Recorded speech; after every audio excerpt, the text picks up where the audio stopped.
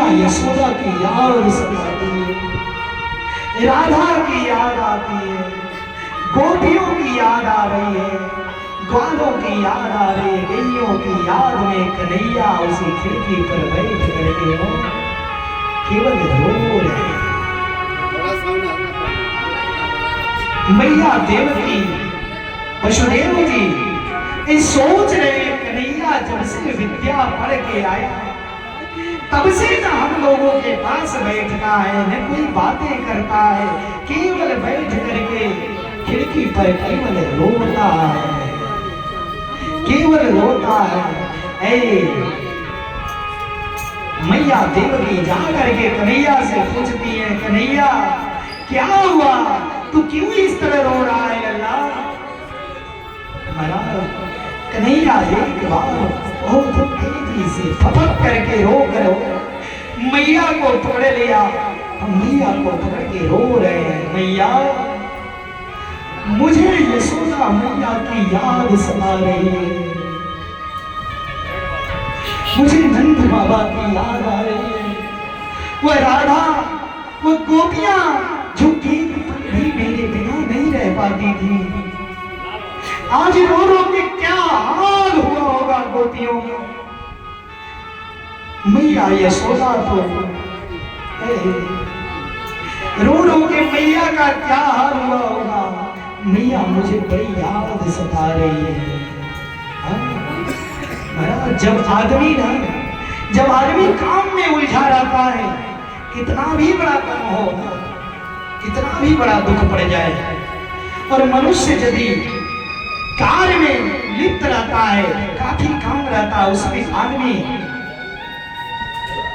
अजमाया रहता है तो किसी की याद भी नहीं सताती और गम भी भूल जाता है। लेकिन जब आदमी काम करके मुक्त हो जाता है, काम से निवृत्त हो जाता है, तो उसे हर चीजें याद आती है। अब तक तो कन्हैया काफी व्यस्त रहे हो, जब कन्हैया खाली बैठे हो, जैसे खाली बैठे गोकुल वासियों की याद कन्हैया को सता रही है। मैया बड़ा समझाई, कन्हैया चुप हो जाओ, कन्हैया को कोई फर्क नहीं, न खाते हैं खाना न पीते हैं पानी,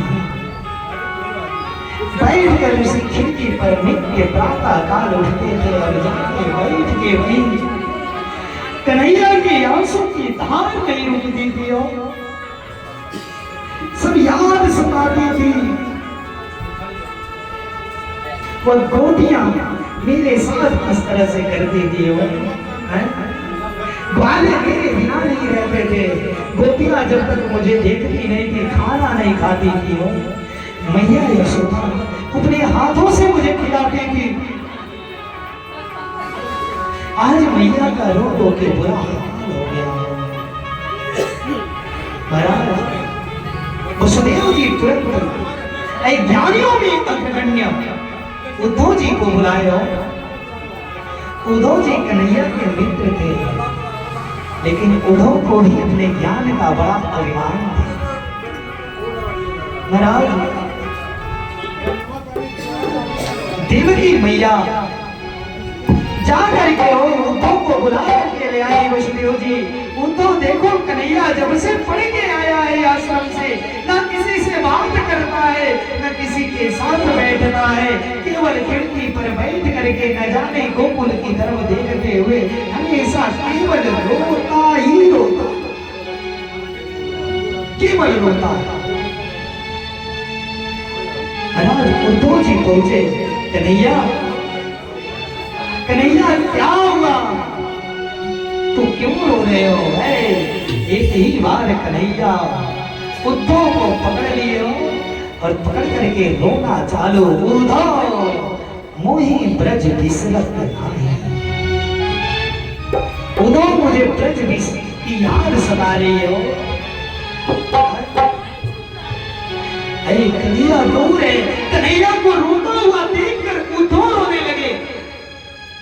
उद्धव अपने आप को रोक नहीं पाए, उद्धव जी रोने लगे, कन्हैया को चुप हो जा, ऐ कन्हैया ने कहा बोलो, अरे जाओ गोकुल में जाकर के नंद बाबा, मैया यशोदा और राधा गोपियों का हाल लेकर के आओ, सबका हाल पता करके आओ, क्योंकि मुझे बड़ी याद सता रही हो।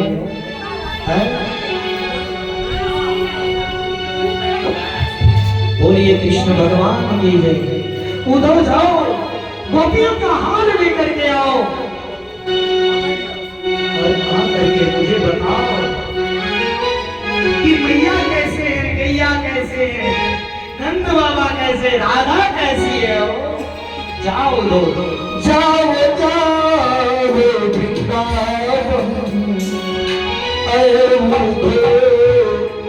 जाओ जाओ वृंदावन,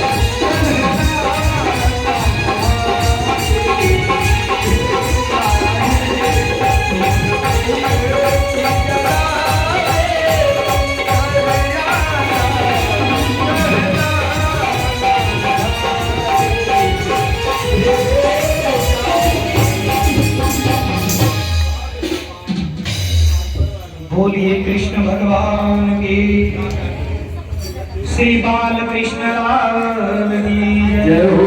श्रीमद् भागवत महापुराण की जय हो।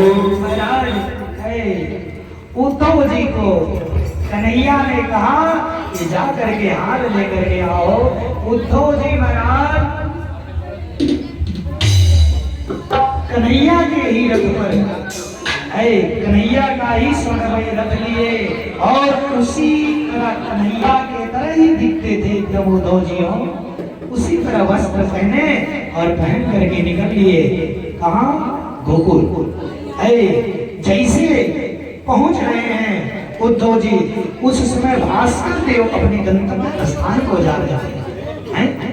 सूर्य डूब रहा था, उसी समय इनका रथ गोकुल में पहुंचा। जैसे गोकुल में पहुंचा महाराज, गैया चल करके आ रही थी, इनके फूलों की फूलों से धूल उड़ रहे थे। सुंदर गुलजार दिख रहा था चारों तरफ। गैया बछड़े चढ़ चढ़ के दौड़े दौड़े भागे आ रहे थे। उसी समय उद्धव जी पहुंच गए नंद बाबा के घर। नंद बाबा उद्धव का स्वागत किए, कन्हैया की तरह ही उद्धव का सत्कार किया।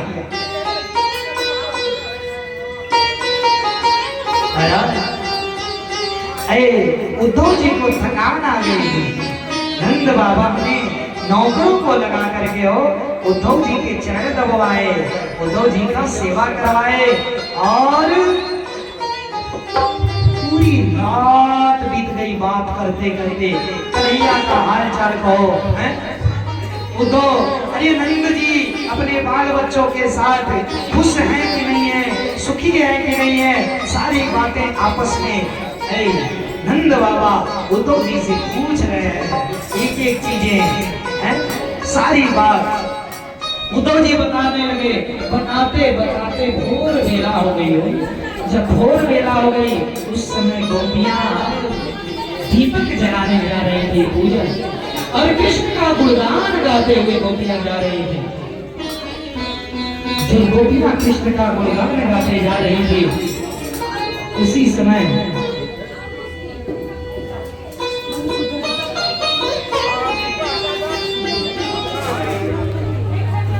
गुणगान गाते हुए जा रही है और ध्वनि चारों तरफ सुनाई दे रहा है। महाराज कृष्ण की गुणगान उद्धव जी सुने हो, उद्धव जी देख रहे हैं, उद्धव जी देख रहे हैं कि गोपियां कन्हैया के जोड़े गा रही हैं।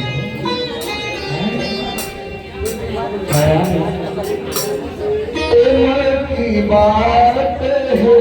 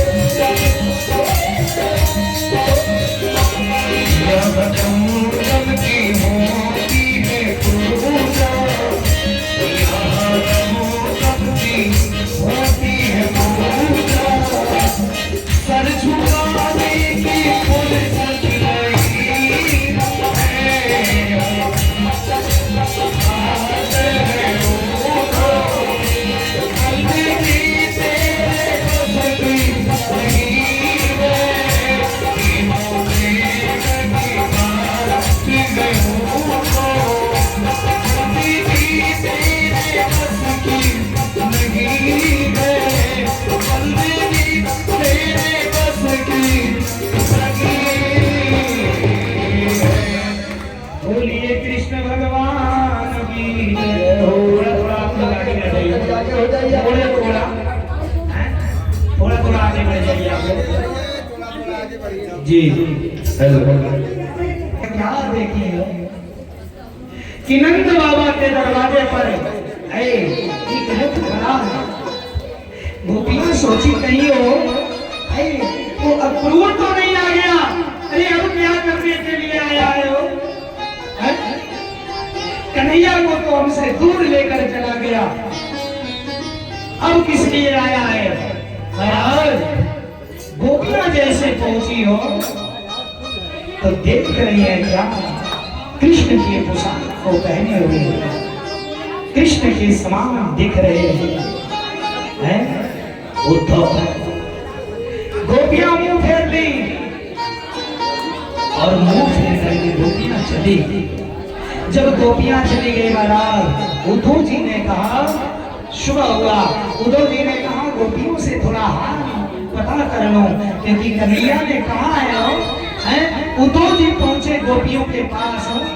जैसे उद्धव जी गोपियों के पास पहुंचे, गोपियां बैठ करके वृक्ष के नीचे रो रही है और बोल रही थी आपस में, अरे कन्हैया तो छतिया है, धोखेबाज है।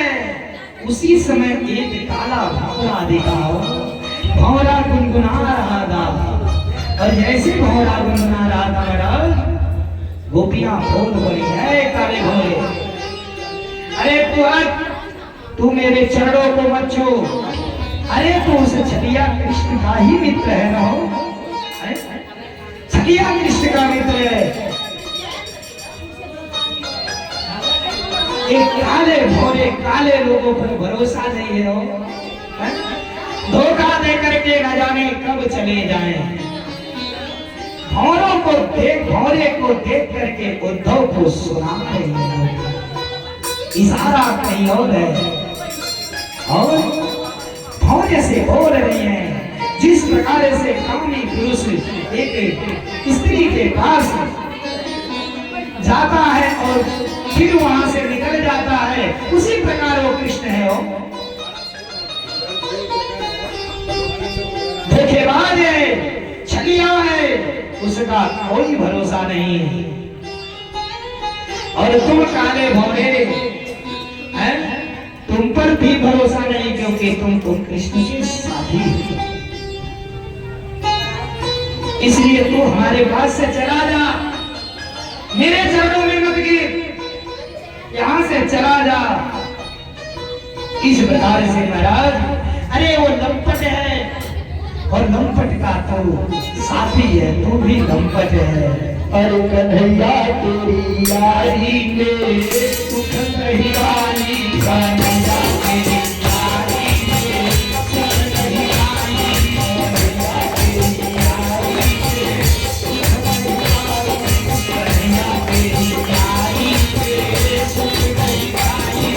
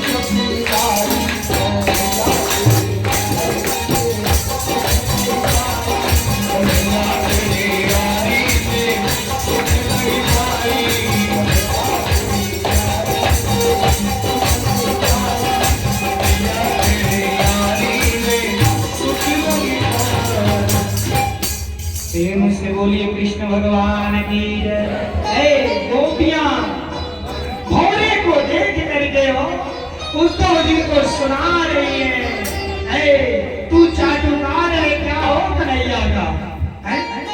तू कन्हैया का चाटुकार बन करके आया है क्या? महाराज गोपियां घोड़े को देख देख करके उद्धव को सुना, उद्धव जी रो रहे हैं। ज्ञानियों के अग्रगण्य थे उद्धव जी, अभिमान उद्धव जी का टूट दिया हो गोपियों ने। महाराज उद्धव जी सामने हाथ जोड़ लिए, गोपियां तुम लोग कितना कन्हैया के विरह में कातुर हो, मुझे नहीं पता था। सो कन्हैया तुम लोगों के साथ ऐसा करके गए, ऐसा नहीं होना चाहिए था। हर घड़ी याद तेरी आए सो बन के, हर घड़ी याद तेरी आए सो बन के, मैं फिरो शाम तेरे राम की जो बन के, मैं फिरो शाम तेरे राम की जो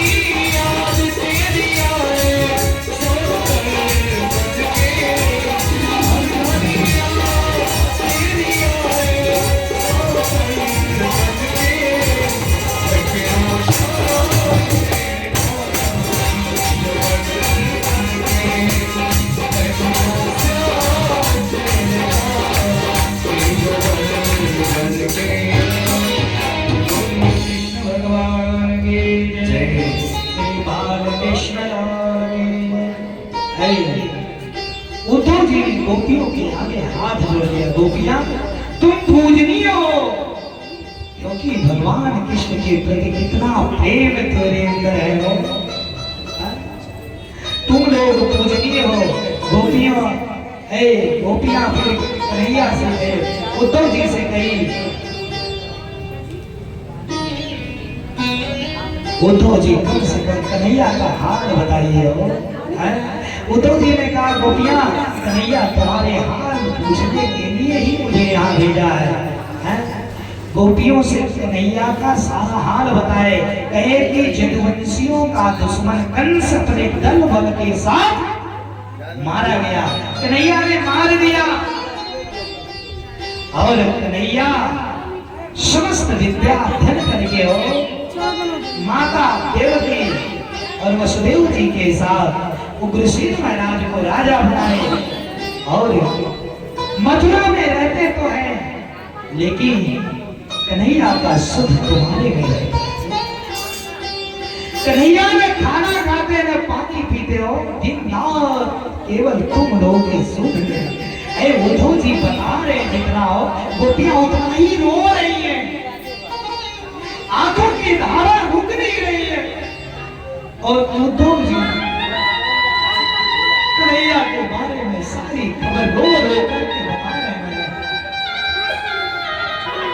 उद्धव जी ने कहा गोपियां ये राधा कहाँ है?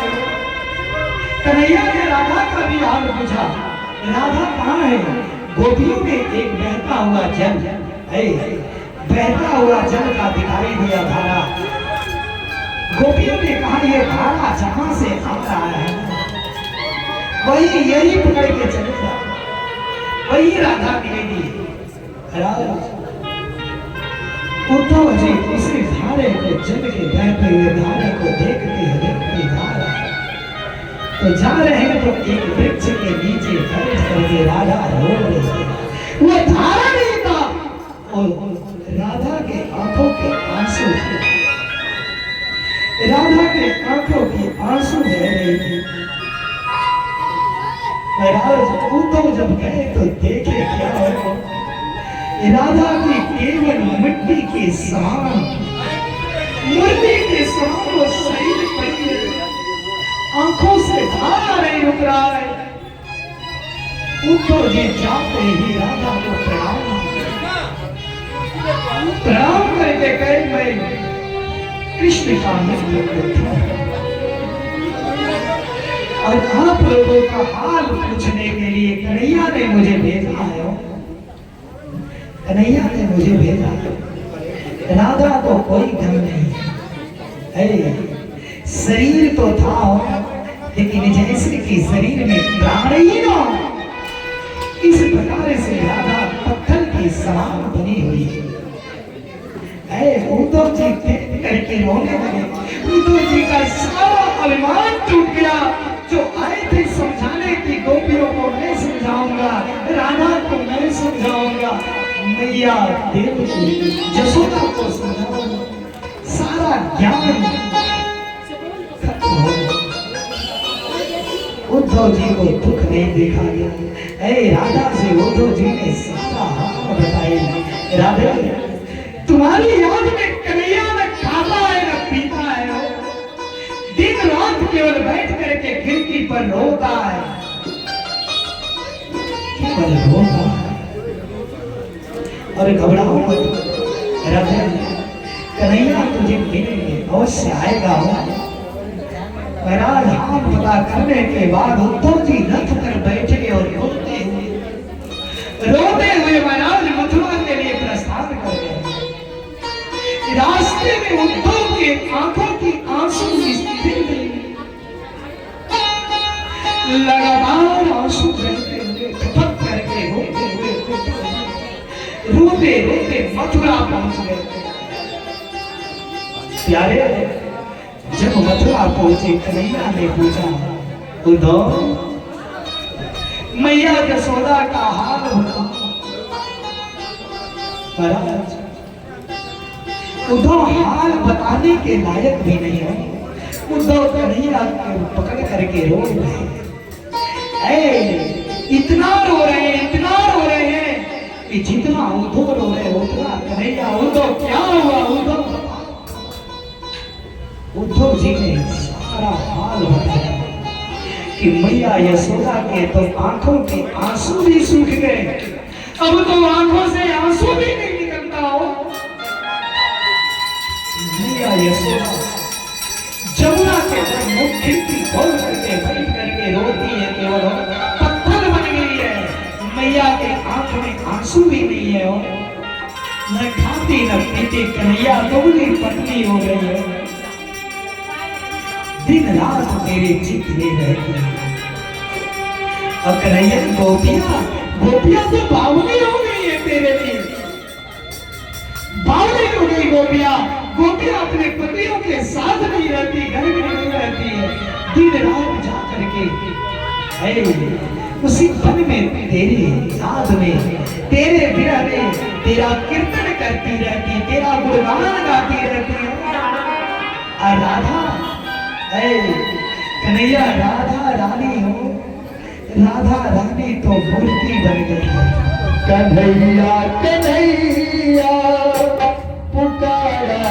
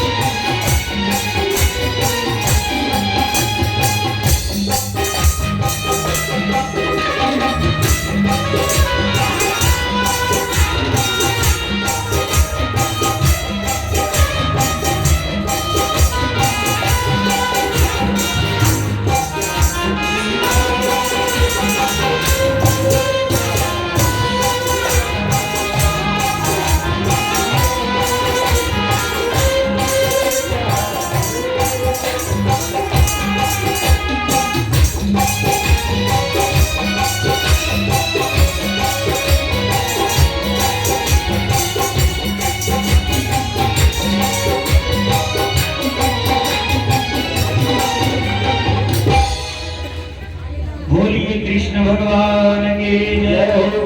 महाराज अब इधर कन्हैया से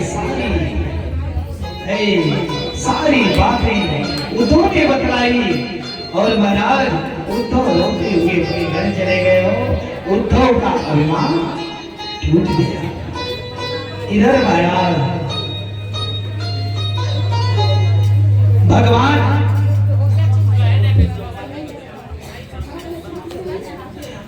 कृष्ण कुब्जा के घर गए हो। कुब्जा के घर कुब्जा को भगवान ने आश्वासन दिया था, कुब्जा मैं तेरे घर पर। भगवान कुब्जा के घर गए हो। कुब्जा ने परमात्मा का आतिथ्य किया और कुब्जा परमात्मा के सीने पर अपना सर रख करके हो भगवान के सीने पर कुब्जा ने अपना सर रखा और कुब्जा को शांति प्राप्त हुई। कुब्जा के आतिथ्य ग्रहण करेंगे परमात्मा। अक्रूर जी के घर पहुंचे। अक्रूर जी के घर जाकर के कन्हैया ने वहां भी आतिथ्य स्वीकार किया। अक्रूर जी ने कन्हैया का आतिथ्य स्वीकार किया और इसके बाद इधर महाराज मगध देश के राजा जरासंध जो कंस का ससुर था, कंस का जो ससुर था, दोनों बेटियां अस्थि और प्राप्ति रोते हुए पिता के घर गई थी। ये बदले की भावना से ये परेशान था कि कब तो मैं कृष्ण से बदला लूं, क्योंकि कृष्ण मेरे दामाद को मारे हैं और मार करके मेरे पुत्रियों को विधवा बनाया है, इसलिए मैं कृष्ण को छोड़ूंगी, छोड़ नहीं सकता। ये विचार कर महाराज बार बार जरासंध जो है ना बार बार मथुरा पर चढ़ाई करता था, जिससे मथुरा की सभी प्रजा परेशान हो जाती थी। कन्हैया बार बार प्रजा की सुरक्षा करते रहे हो, लेकिन जरासंध को विजय नहीं मिला। जरासंध ने 17 बार मथुरा पर चढ़ाई की,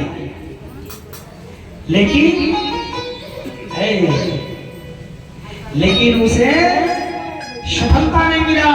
और परमात्मा ने चकमा दे करके जरासंध को समुद्र के भीतर 12 योजन विस्तृत 4800 कोस की अति दुर्गम नगर द्वारिकापुरी का निर्माण करवाया। और निर्माण करवाने के बाद परमात्मा उसी में ले जाकर के सभी मथुरा वासियों को सुरक्षित पहले कर दिया। और पुनः जब मथुरा आया, इसके बाद जरासंध महाराज 23 छोड़ी सेना लेकर के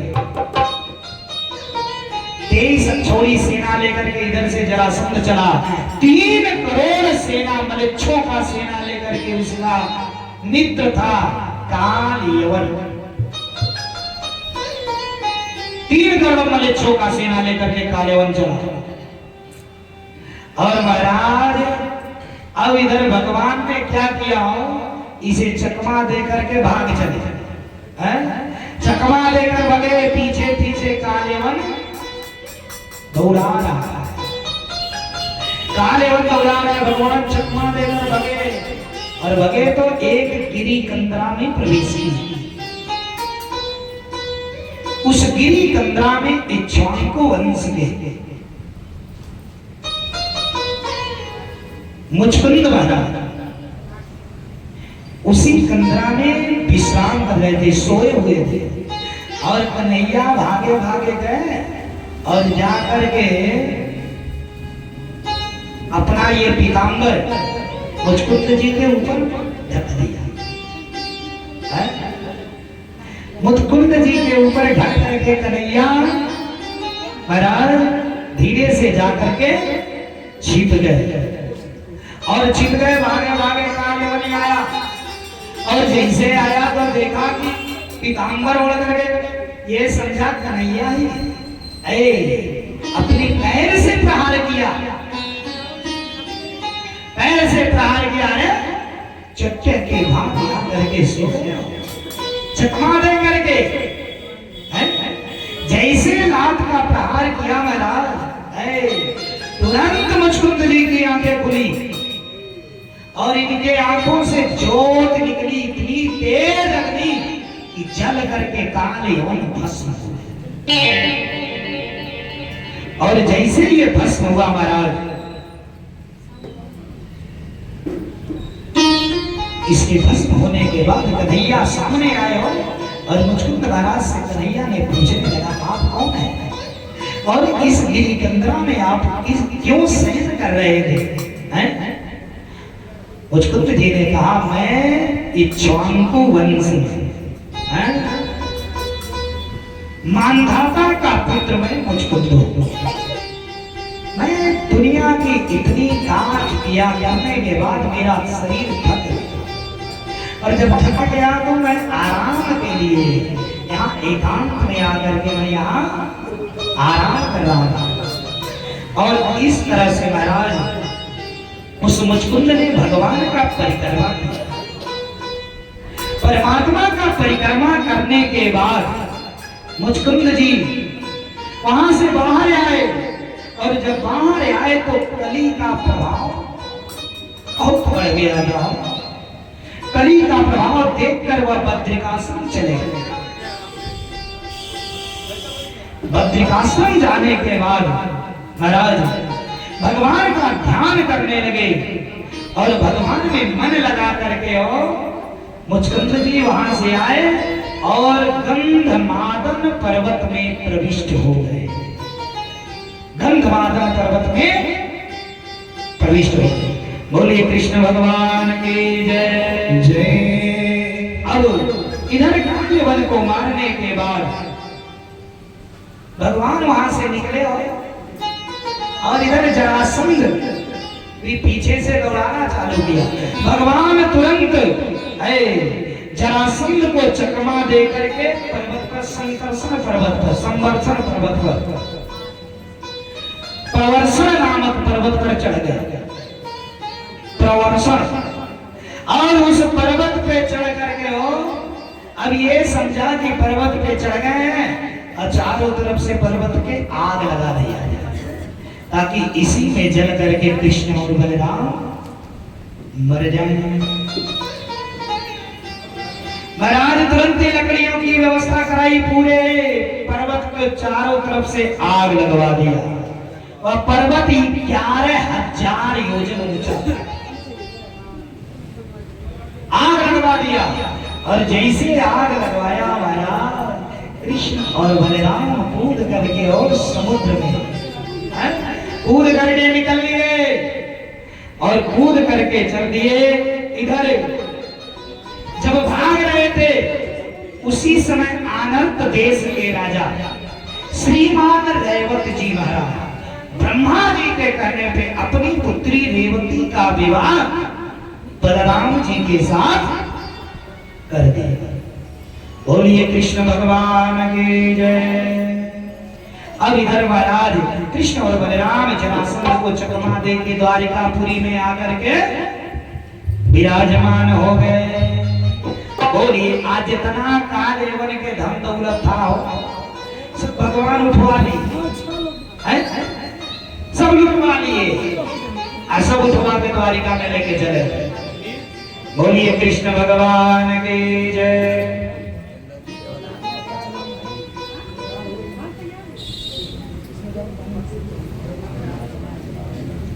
महाराज अब भगवान द्वारिका में आकर के द्वारिका में रहने लगे प्रजा के साथ। इधर संजोग से महाराज एक दिन का बात है कुंडन देश के राजा भीष्मक, कुंडन देश के राजा भीष्मक ने चेदी राज दंभोज के पुत्र शिशुपाल के साथ अपनी पुत्री महाराज भीष्मक ने अपनी पुत्री रुक्मी का विवाह अपने पुत्र जिनकी